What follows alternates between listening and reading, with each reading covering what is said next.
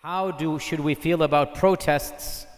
And people say that there's a lot of free mixing going on in protests. So should we prioritize the power of protest over the issue of free mixing at the protest? And then we have also a question in Arabic, I'm just going to put it in here, is that this is not a question, this is a statement of fact. He says, the solution is not in protests. The solution is not in Facebook posts. The solution is not in writing to anybody. The solution is in returning to the religion.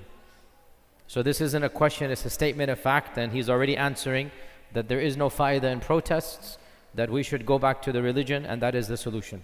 So I'm going to respond to this. As for the claim, that the second one I'll do first, the solution is going back to the religion teaches us to tie our camel and put our trust in Allah together. The seerah teaches us that the Prophet ﷺ never just prayed tahajjud for a solution. He never just raised his hands and expected a miracle. Even when a miracle happened, that was from Allah Azza wa Jal. He tried his best to do something. This is the entirety of the seerah. So anybody who says the solution is to turn back to the religion, I say, yes, you're right. But the religion teaches us that Allah wants us to put in the effort along with putting our trust in Him. And putting in the effort and using tactics and figuring out the best mechanisms changes from time to place to culture to era to circumstance to situation. And in the current world that we live in and the country that we find ourselves in, the tactics that are used are to lobby our politicians, to influence the people around us, to show the world that we care. And anybody who says that this is ineffective has not learned from history. What is the civil rights movement? Except mass protests for years. That's exactly what this country did. When a large group of people were treated as second-class citizens, they went to the streets, they protested, they were shot at, dogs were sent upon them, water hoses, you've all seen the videos. People walked into restaurants where they weren't allowed to walk into, and others made fun of them, threw food on them. The governors of states said, we're going to call the police if you dare come. But they still went to school. And they won in the end of the day. So anybody who says protests don't work, history proves them wrong. Now, my own analysis, Allahu A'lam, without a doubt, the most important thing we need to do is spiritual. This is what I've said from the beginning. Without a doubt, our iman, our taqwa, our du'as are number one. This is my philosophy, this is my understanding of my religion. But number two, after that, and it's not an either or, it is together. After that, we must do everything we can in our power, and this is a long-term battle, not a short-term. Don't expect that after one protest the polls are going to change. No, this is very short-term thinking. It's going to take years, maybe even decades. But this is the reality of the world we find ourselves in.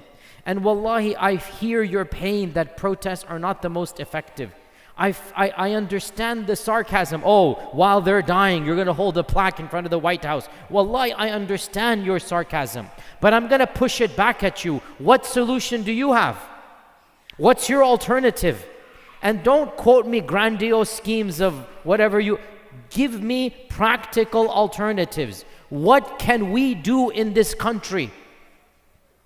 And I say, it's not the most effective, but it is one of the only weapons we have in our arsenal.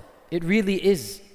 And in the long run, you know, again, the civil rights movement, the iconic time was when? Was when they protested in front of the Capitol. When they marched on. Martin Luther's iconic speech was given where? In Washington, D.C. The I Have a Dream speech was given to 1 million+ people, right?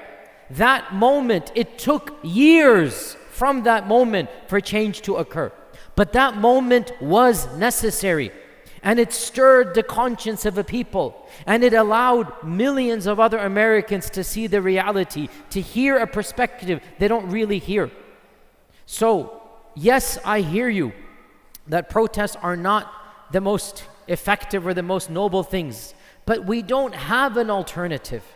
And therefore, I would definitely support, and if need be, I would call for one. I'm not in a position to do so, but I have no problems helping and supporting and saying we should do it. Now, as for the notion of some minor issues happening, such as this term free mixing, which we need to unpack in a longer fiqh class or whatnot, but subhanAllah, I mean, you go and you monitor your own decency. You go and you fear Allah as much as you can. For you to negate the efficiency of an entire campaign because of some minor issues happening, I think you are losing the forest for the trees, as the saying goes. And I think that you're not being wise in this regard. Yes, there's going to be some haram take place there. Some people will come that we don't agree with as well. We're going to have people that have lifestyles different than our own that are going to show up. But you know what? The cause is halal. And if something happens on the grounds that is not fully there, we're not going to stop the cause because of things we cannot control. So I think the bigger picture is that protests are one of the most effective mechanisms in this country to get the news attention, to get media, to have our speeches aired on CNN and C-SPAN and BBC, to allow millions of Americans to realize, hey, hold on a sec, there's another perspective I don't know about. Let me do my research, let me do my homework. So I am an advocate, even though I do believe it is not the number one, but it is the number two and number three. And I also am skeptical of the immediate efficiency, but the long-term efficiency, it is the only thing we can do. Wallahu ta'ala a'lam. فيا ذلي ويا خجلي إذا ما قال لي ربي أما استحييته تعصيني ولا تخشى من العتب وتخفي الذنب عن خلقي وتأبى في الهوى قربي فتب مما جنيت عسى تعود إلى رضا